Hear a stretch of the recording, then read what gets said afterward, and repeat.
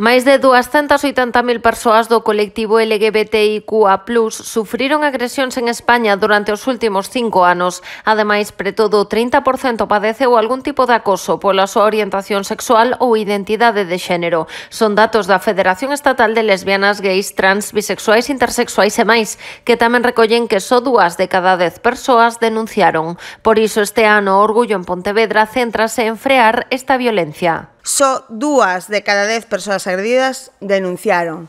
Así que, baixo este lema de tecendo diversidade contra a violencia, o programa deseñado pola Concellería de Igualdade desenvolverase entre o luns 12 e o sábado 17 de xuño.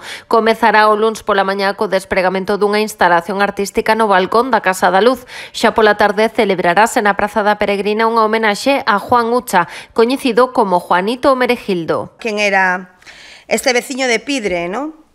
Que en Cerponzóns, que vendía froita e ovos polos mercados na Praza de Abastos de Pontevedra, que era un homosexual recoñecido, orgulloso e que sufriu a represión, os abusos, a intolerancia dunha sociedade que non aceptaba a diversidade, non? A programación completarase con palestras de autodefensa persoal e lei trans e acoso escolar LGTBI fóbico, encontros sobre saúde sexual, persoas discas na comunidade LGBTIQA+, e persoas queer e deporte, e contos de cores para a rapazada de 4 a 10 anos. Ademais, o sábado 17 o Parque dos Gafos acollerá a Festa do Orgullo durante toda a xornada e pola tarde está convocada unha manifestación dende a Praza do Hospital ata de España, onde se fará lectura do manifesto.